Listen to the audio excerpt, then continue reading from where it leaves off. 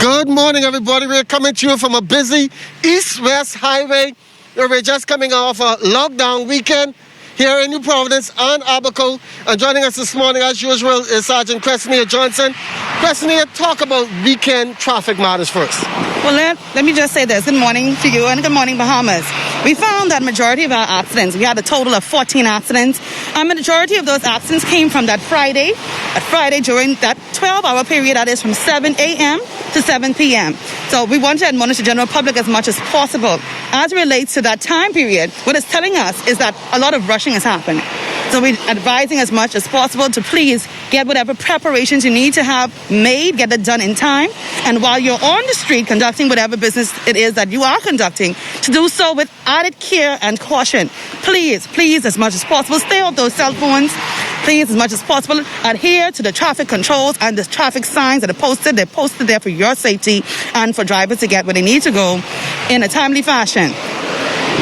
We are looking at traffic on the road on a Friday when lockdown is coming in effect at 7 o'clock. And most people are still on the road doing last-minute things. Yes. So we find again that we have more strict enforcements going on. Everything besides masks, every offense besides wearing a mask has been increased. So this is an effort to advise the general public just to know that these things are serious and measures are going to be in strict effect as it pertains to enforcement of persons who are still on the street at 7 p.m. For the past several weeks, we've noticed that a lot of individuals have chosen at that late hour to be on the street conducting their final business transactions. So as much as possible, please do not find yourself as being incarcerated due to these minor things that you could help. If you could help being on the road after that time, if you do not need to be on the road after 6 p.m., do not be on the road after 6 p.m. Do not wait until 7 p.m. to decide that I'm going to hurry up, dash home. No. You want to be in your homes at least 7:45. It's 6:30 to make it, at least 6:45, 6:30 to make it even better.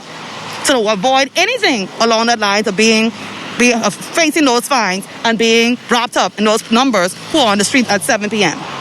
We are still in lockdown here in New Providence, also in Abaco on the weekends. But we're noticing traffic accidents are still happening on Saturday and Sunday. We had an accident in Abaco on the weekend. Yes, we had a serious accident in Abaco where 2 persons were airlifted to New Providence Island to seek medical care.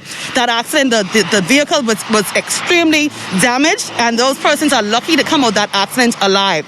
So again, we are advising as much as possible. The lockdown starts at 7 p.m. on Fridays, and it's not up until 5 a.m. on Monday morning.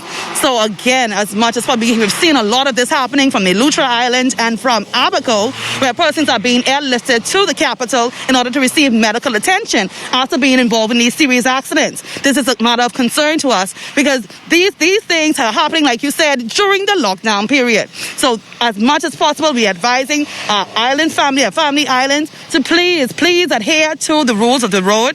And as much as possible, even if you're on the street during that time for whatever purpose you probably would have communicated with the COVID hotlines, or you're permitted to be on the road for that serious reason, to do so again with added care and caution. I cannot stress that enough. Before we get out here, the week has started. Not much traffic on the road in case, like if we were going to school on a regular basis. Insurance and license still need those, even though the emergency orders are in effect. Yeah, so let me speak briefly on that.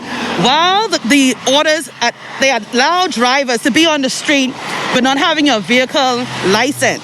Okay, so you're not required to have your vehicle license. But as it pertains to insurance, you are to have your vehicle insured. And even if your driver's license is invalid at this time, you are to have it in your possession for identification purposes.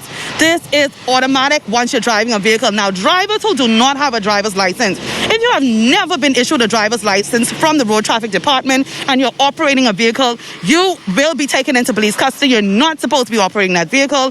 If you were to get into a traffic accident, you would not be covered. You will not be able to cover that next person's vehicle because you have no valid insurance. You're not supposed to be driving. But if you do have a driver's license and it's invalid, you can still have it in your possession as much as possible. Have that on you. Have your copies of your vehicle's title and all these other documents that's required.